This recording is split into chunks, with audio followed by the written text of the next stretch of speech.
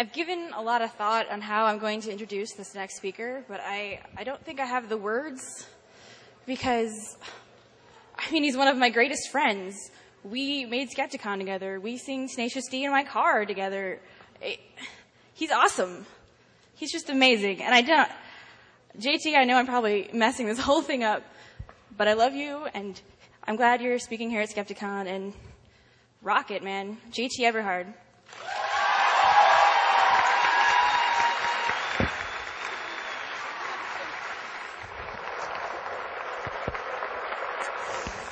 I'll try not to fuck this up. Hi.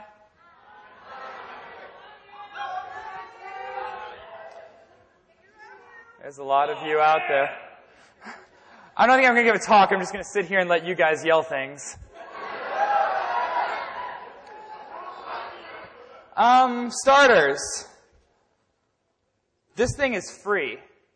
And that's really impressive. It's run by a student group.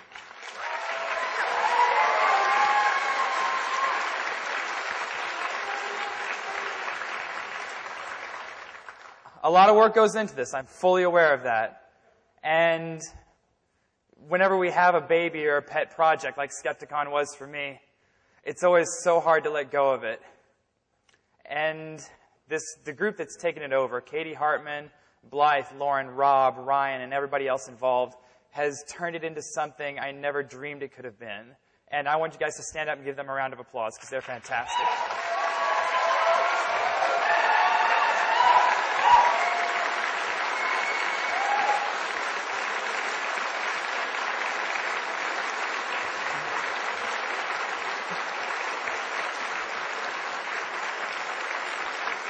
Now sit down, we're running late.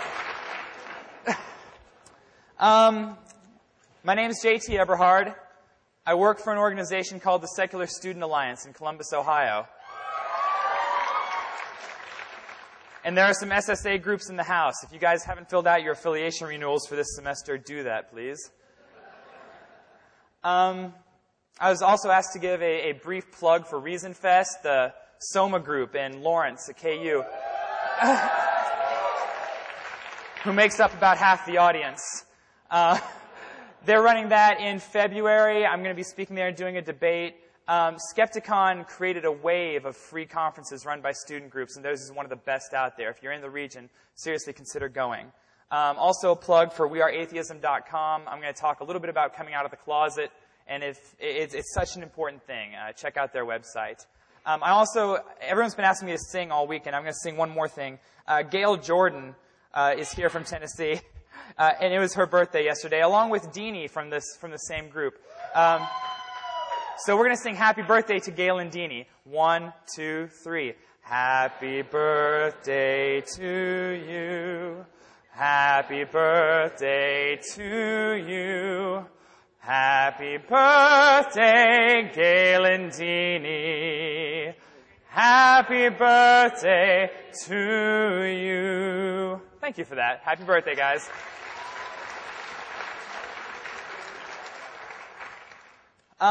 When I got asked to come back and speak at Skepticon this year, after doing an immediate and inappropriate dance in public because I was so excited, I started thinking about what I was going to talk about. Last year I gave a talk called Dear Christian, in which I talked about the previous year of my life and how I had attended church and gotten to hear some of the rancid arguments religious people use when you don't stand up and pray with them. And it was a good talk, but our movement is evolving.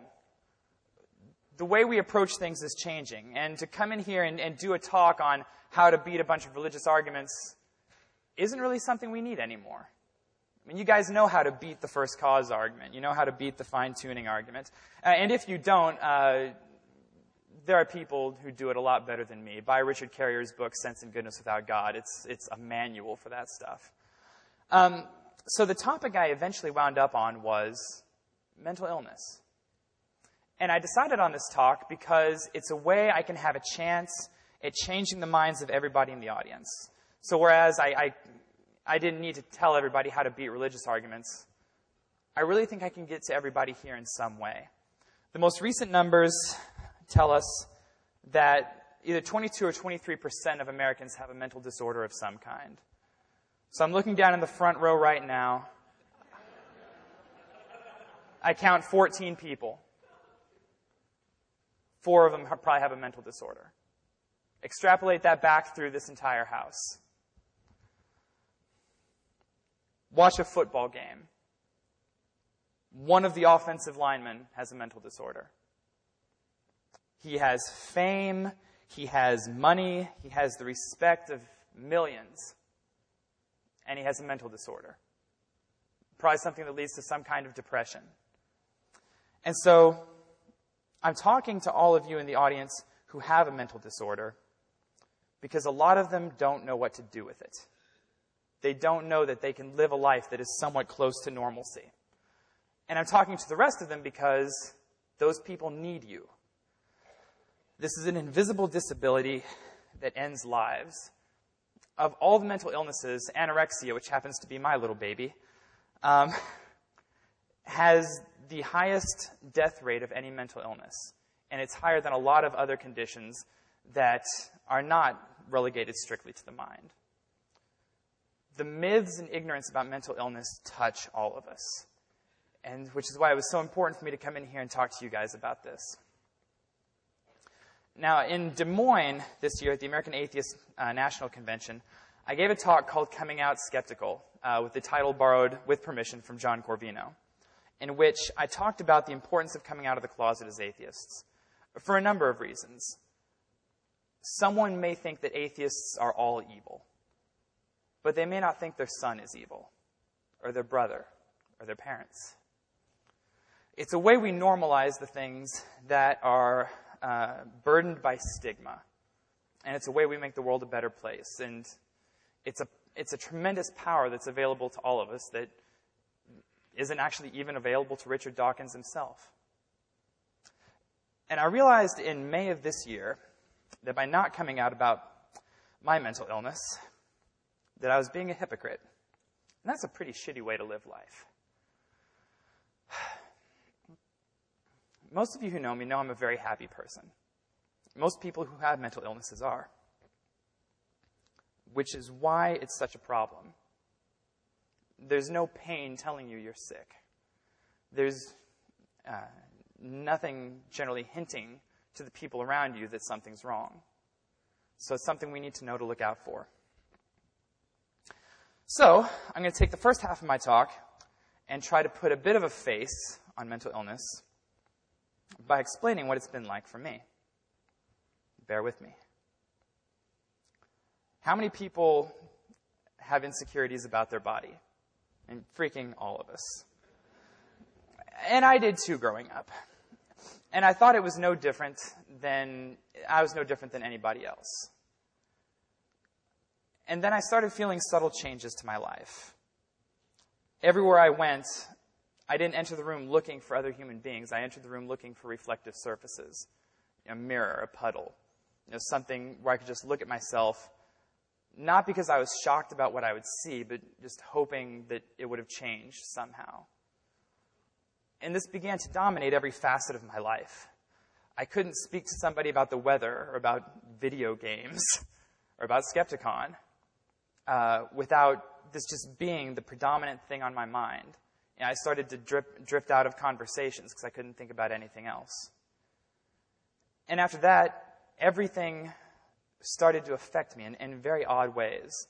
I couldn't see other human beings without being just convinced that no matter what, they didn't want to be around me. Not because I was obnoxious, not because I lacked social grace, but because they just didn't want to look at me. Which, looking back now, is just fucking stupid. But that's the thing about mental illness, is it takes away your ability to reason at times. And you don't even know it. And so, how do you beat this? How do you beat the fact that every time you go out into public, something sets you off into a panic? Because you don't want to be a burden to anybody else around you. You don't want to be a burden to your friends. Do you just gut it out? I tried. Lauren was here when I went to school. So many of my friends are. I tried to get out of the house. I tried to go hang out with friends, and I would do it for a few hours at a time at most, and then make up some excuse to leave just because I couldn't stand being out of my house. And eventually I just stopped leaving unless I was dragged out. It got to the point where it was on my mind so much that I had to do something to fix it. And so I stopped eating. I started weighing myself, double-digit times a day. And it was the best feeling in the world to just look at the scale and see that I'd lost, 0.2 of a pound or 0.3 of a pound. And it didn't make things better outside of my house. But it gave me just a few seconds of not having this on my mind. And of thinking, yeah, I'm a firebrand.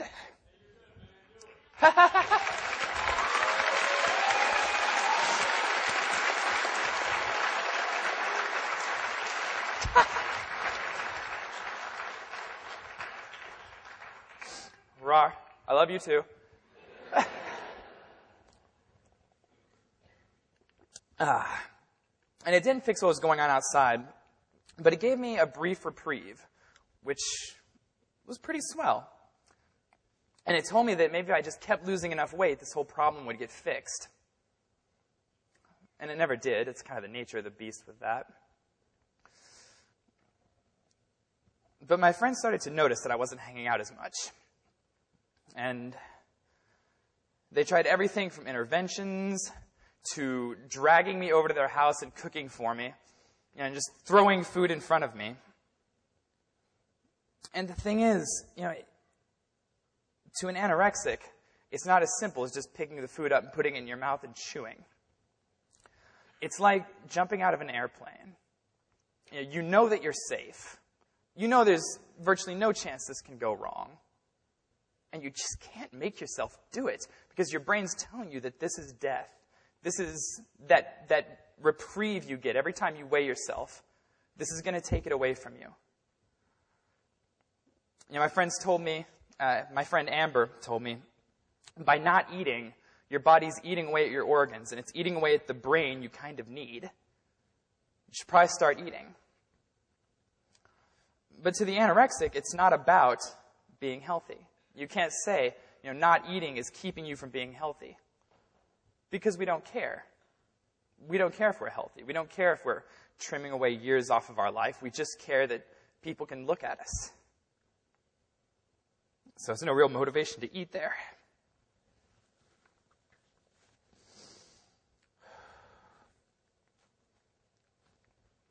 And the stupid thing about conditions like this is you start to become attached to them. That moment when you weigh yourself every day is the best time of your day.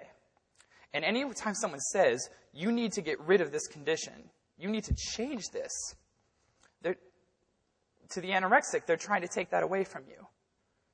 And to your friends, you get this attitude of, how dare you try to take this away from me?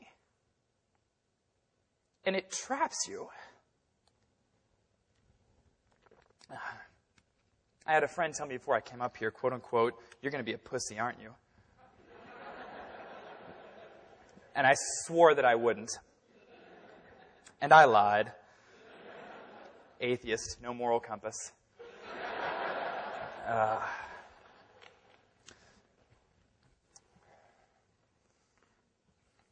had really good friends in college, and they put up with a lot. They could have abandoned me and been totally justified. It was years of trying to get me better. Until finally, Amber, who was a psychology student at the time, dragged me, almost literally kicking and screaming, to the doctor to get put on medication. And the thing is, I thought that it was my fault. And I was trying so hard to force myself to be better. I thought it was a flaw of my character. And to me, if I took medication, that means I failed. And I was weak in some way. Thankfully, Amber was having none of that shit. And, yeah.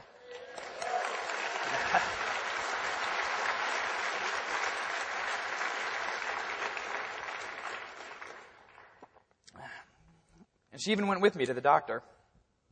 To quote her later, she would say, "Yeah, I drugged this whiny guy to the doctor because I was sick of putting up with his shit." So, got into the doctor and talked to him about what was going on in my life. And Amber, in her usual brevity, after I got done, said, "Yeah, he needs to be put on an SSRI." And the doctor started asking me questions to make, I guess, to ascertain the nature of what was going on with me. And he asked me, "Have you ever thought about killing yourself?" And I had to say yes with my friend there.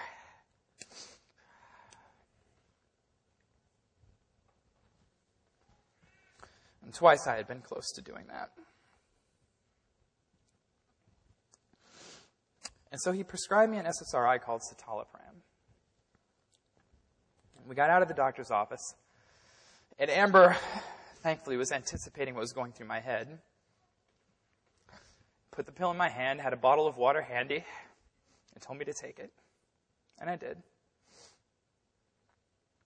And I felt guilty, and I felt weak. But that stopped after about a week. I remember being at a LAN party down in Arkansas, and one of the people there had brought in dip with sour cream, and I had a bite of it. It was delicious. And there was no panic. It was like breathing. It was easy. And that was a great year. That was the year we started work on Skepticon 3. I was full of energy. I was happy. I could get out of the house. It was literally like waking up from a nightmare. And it was glorious. And so time went on, and I got better, and things were good. But I noticed that when I was taking these SSRIs, I was a little fuzzy.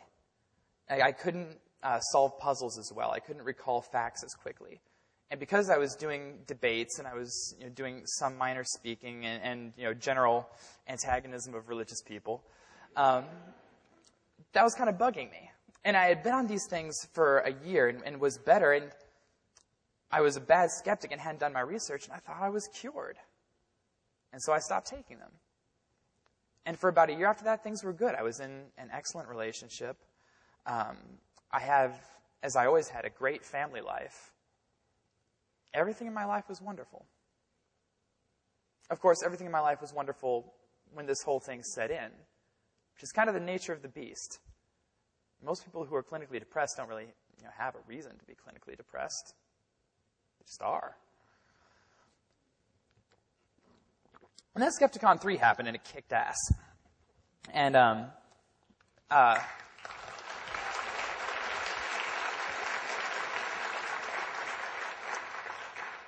Liz Liddell in the Secular Student Alliance, Liz, who would go on to be my boss, offered me a job in the atheist movement with the Secular Student Alliance. And I thought about it for all of 2 seconds before accepting. And then in January, I moved to Columbus. If there was ever a time when a person could expect to be happy about life, that was it. I had my dream job. I was moving to a city. Everything was perfect. And the thing is, there are certain stressors in life that psychologists warn you endanger you for a relapse. New job, ending a relationship, and moving. Turns out to be 3 of the top 4. Was lucky enough to get away without death of a loved one. But the thing is, I didn't even know. I was so happy. And 2 weeks after moving to take this job, just food started being a threat again. And so over the next month, I lost about, 20 pounds. Got to the point where I had to leave work early because I couldn't focus through the day. And it was the same thing as before. Everything I looked at sent me into a panic. And so I moved January the 3rd. And February 12th, I was back in the emergency room and back on new meds. A lot of bosses, I told Liz what was going on, and a lot of bosses would have decided to abandon that project immediately as a liability. And Liz didn't. Liz held my hand. If any religious people get a hold of this video, my reputation is shot.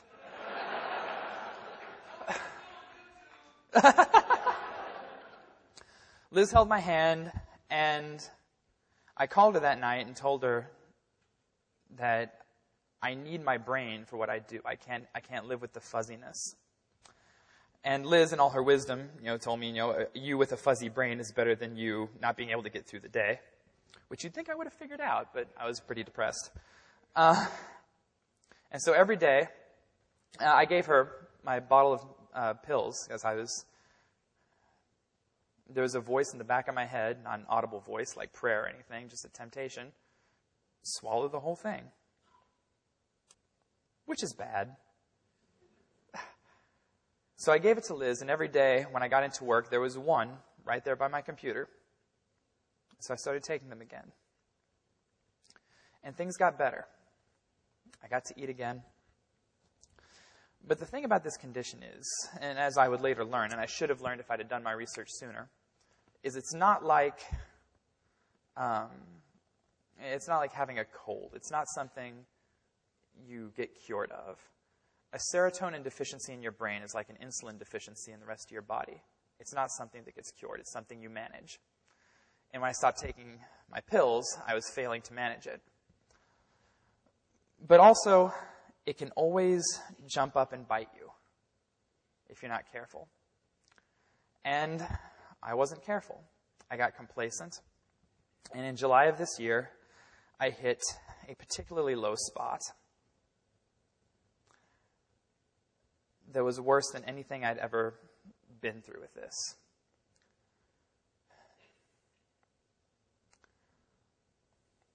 Our military tortures people because there's only so much people can take. There's only so much pain they can go through, and then they'll do anything. They'll tell you anything. They'll do anything just to make it stop. Our biology allows for nothing else. And I had to make it stop. It was keeping me from doing anything. And when you're in that kind of situation, you don't always do its best. Sometimes you panic, and I panicked. I took my bottle of pills, and I emptied about half of them into my hand, and I swallowed them. Thankfully, there was a friend there who found me, and it's the thing about being depressed. You don't want to be a burden to anybody around you, so you try to conceal what's going on, which I was going into serotonin shock, so it's kind of hard to disguise that. But I was begging her not to go get a doctor. And thankfully, she ignored me. She's a good friend. Or she hates me, one of those two.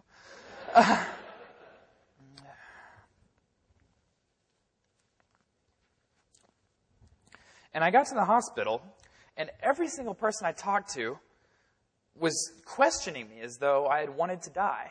Why did you do that? Did you want to die? No. Why'd you do it then? And I didn't want to die. I just needed it to stop. And you might be looking at me saying, God, this guy's fucking nuts. Who else has this? And the answer is a significantly high portion of the population.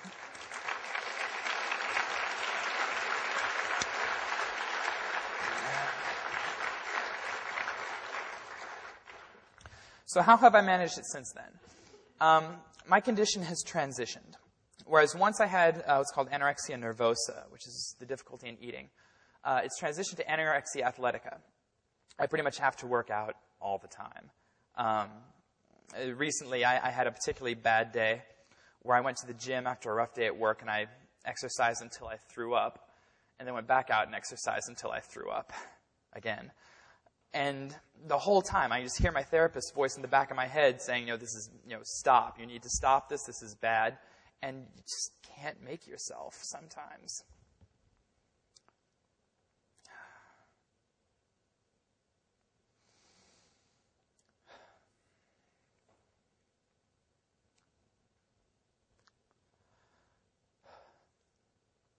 Why do these meds work? Actually, I have my life story on my laptop because I anticipated this might happen. How many people need a laptop presentation for their life story? You'd think I'd know the material. You spend so much time fighting this because nobody wants to be crazy. There's such a stigma on it. Whereas if someone tells you, I have cancer, the response is always, oh, that sucks.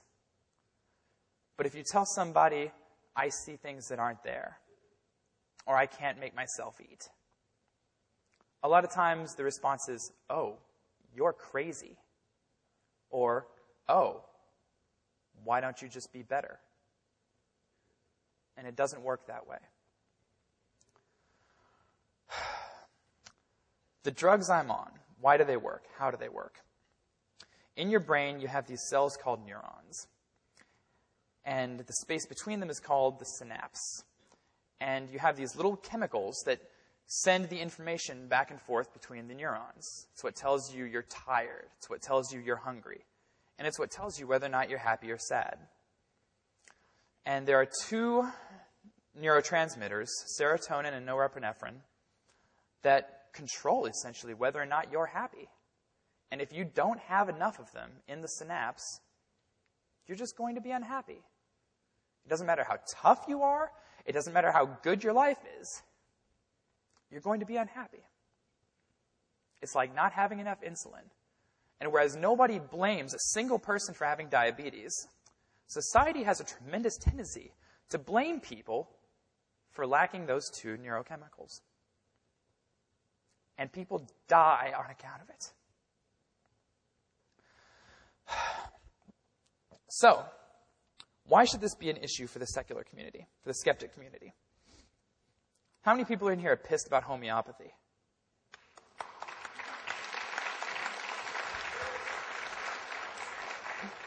And rightly so. It preys on people's gullibility, it maintains ignorance, and it prevents people from getting the proper medical attention they need for whatever ails them. I mean, we all know what happened to Steve Jobs. I mean, this is not an isolated incident. But the exact same thing happens with people suffering from mental illness. There's this tremendous ignorance of the way the brain works in society at large. And this stigma on mental illness that not only keeps people like me from coming out of the closet, from getting the help we need to try and live something closer to normalcy, but something that kills us. It's like homeopathy on steroids. And it's something that skepticism would cure.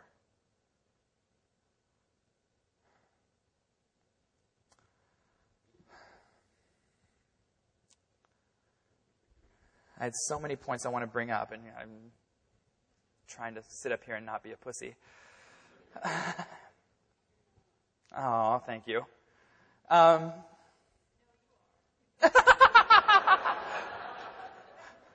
With friends like mine. Oh, shucky darn.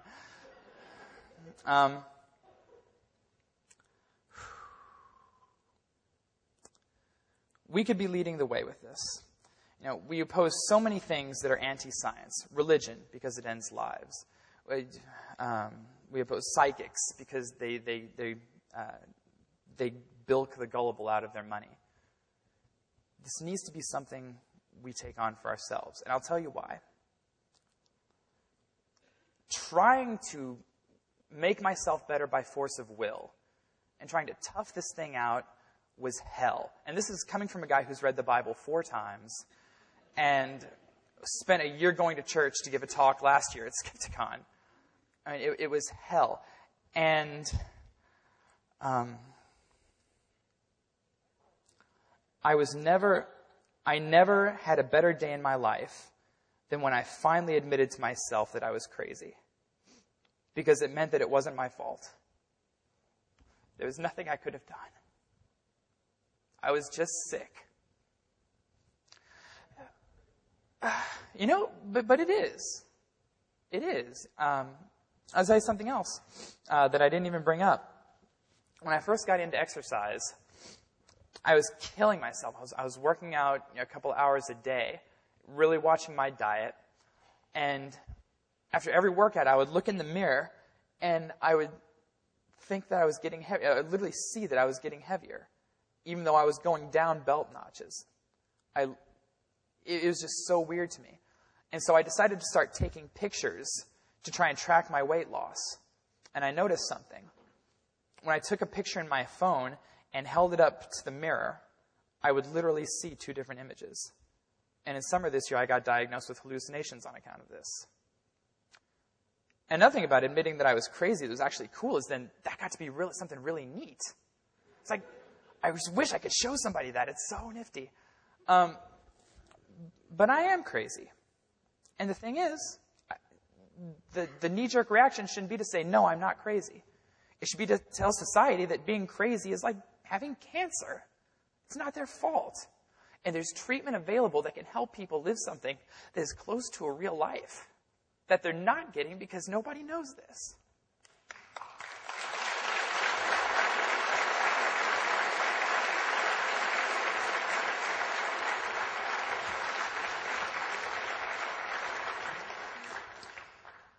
I made a new friend when I moved to Columbus.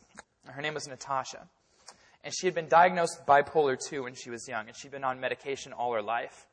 And she collected people in her life who had mental disorders. She thought it was nifty. For Christmas last year, she bought all of her friends pill boxes. Not joking. And so when in conversation it came up that I was a recovering anorexic, her immediate and honest response was, "That's so cool." And I thought she was out of her fucking mind. Like, mental illness is not something that's cool. It's something you manage. It's something you try to sunder from your personality. And that was in February, right before I went back to the emergency room. And at that conference, the American Atheist National Conference in April, when I gave the talk about coming out as an atheist, the last Sunday I was there, there was this woman there. Her name was Katie. And I was walking along, and she was, giving one of these looks and kind of shuffling her feet. And then she does the charge up and says, "Hi." I'm like, "Hi."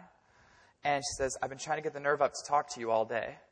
And I said, "Don't." And she said, "I read your blog, and I'm a recovering anorexic too." And my immediate and honest reaction was, "That's so cool."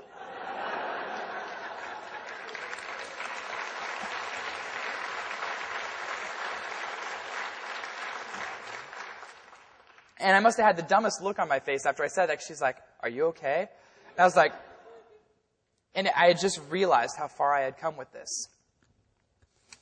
And that is the reaction everybody needs to have. That is where everybody needs to be with this. For a lot of reasons. I lucked out in my experience, and that I had exceptional friends who, God, went to the ends of the earth and further to take care of me, even though I was a pain in the ass. And not everybody has that. We try to hide this condition because we don't want to be a burden to those close to us. Tell them we're busy.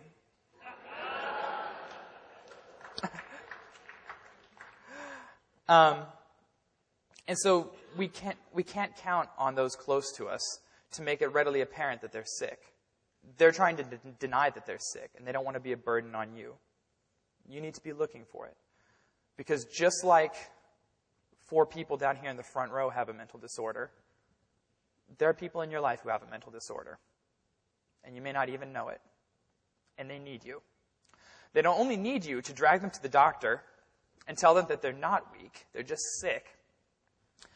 They also need you because of the myths about treatment. And because they'll need support. I want to talk about one particular myth of treatment before I get off the stage. And that myth in particular is that taking these medications for depression or for anorexia or for hallucinations or what have you, the SSRIs, will make you kill yourself. There is a movement in the United States going right now that is spreading this message. Not unlike the Catholic Church spreading the message in Africa that condoms cause AIDS. And it's wrong. Why is it wrong? SSRIs fix different aspects of your personality in time. Now, whereas when I was at bottom and I couldn't leave my room and I didn't want to work on anything, which is generally what happens with clinically depressed people, my SSRIs fix that, and it's the first thing that gets fixed. All of a sudden, you get your motivation back, and you want to run out and just take life by the horns and do everything you never got to do when you were trapped in your room. And the problem is that that part of the brain gets fixed before the depression side. And so we do actually have data that confirms that within the first few weeks of taking SSRIs, suicide rates do go up. But the thing is, that threat is always there. And it gets better after the first few weeks when the depression gets fixed.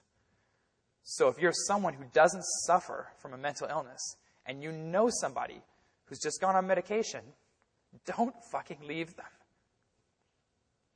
That is your job. And it's our job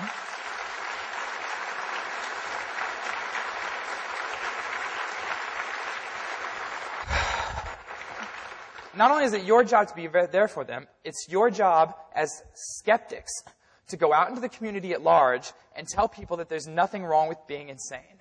There's nothing wrong with being depressed. There's nothing wrong with being crazy. And that this horse shit about SSRIs making people kill themselves rather than keeping people from killing themselves is fucking wrong. It's not anti-scientific.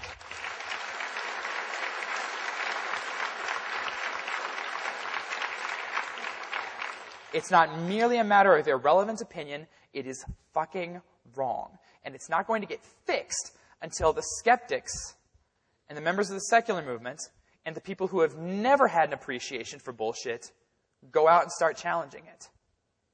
If there's anything you can take away from me this weekend, whether it was, this event that I had a hand in starting 4 years ago, whether it's, shaking your hand or just having a second to talk to you, lay into religion, lay into homeopathy, lay into psychics, but lay into this. Because there is a lot of suffering that happens because people aren't. And because society has no fucking clue about what people like me go through. And what people like 22 to 23% of everybody in this audience goes through. Be a friend. Be an advocate. Stop this. Thank you.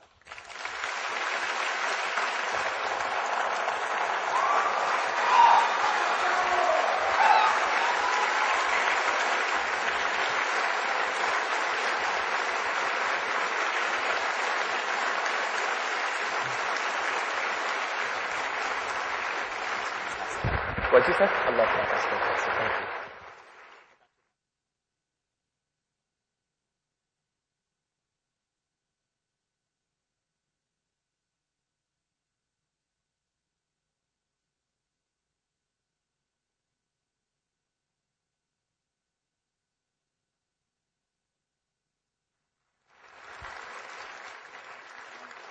Actually, give me another 2 seconds, actually. Since I came out about this, I thought that there was going to be rejection and you're crazy ever since I went public with this. And there's been so many welcoming voices and people taking care of me. Sid Fisher's in the audience. She's been great. Michael and Ashley. Elise. I've met so many people who have been so good to me. So I know the capacity to fix that is in this movement. Otherwise, I wouldn't have given this talk. And thank you to all of you. I'm so grateful. You have no idea. Thank you.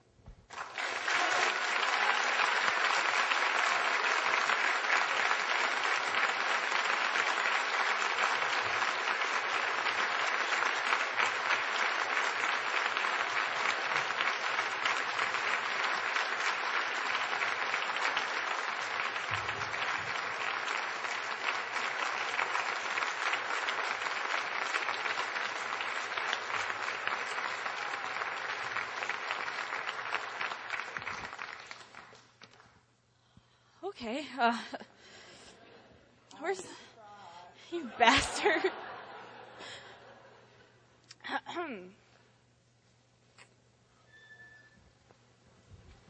Well, all right. Yeah. Skepticon 4, everybody.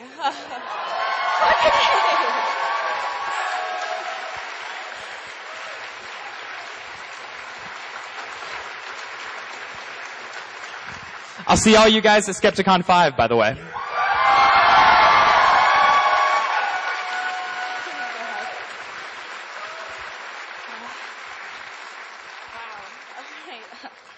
It's been such a wild ride since the beginning of Skepticon, and this weekend has been amazing. And I want to thank each and every one of you for coming here and making this happen. Without you guys, we would just be a couple of assholes in a theater going, woo! So, really, thank you for coming out. And I want to thank the speakers for also coming and hang out with a bunch of kids from Springfield. Let's give it up for our speakers.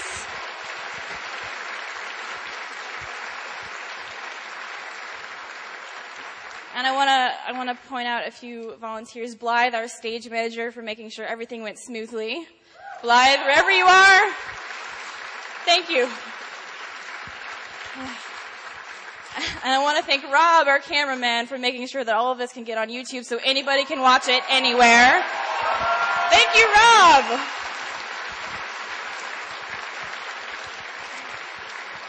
And where the hell is Katie Hartman? Because yes. Thank you for making this year happen. This woman made sure that Skepticon 4 happened. Give it up for Katie.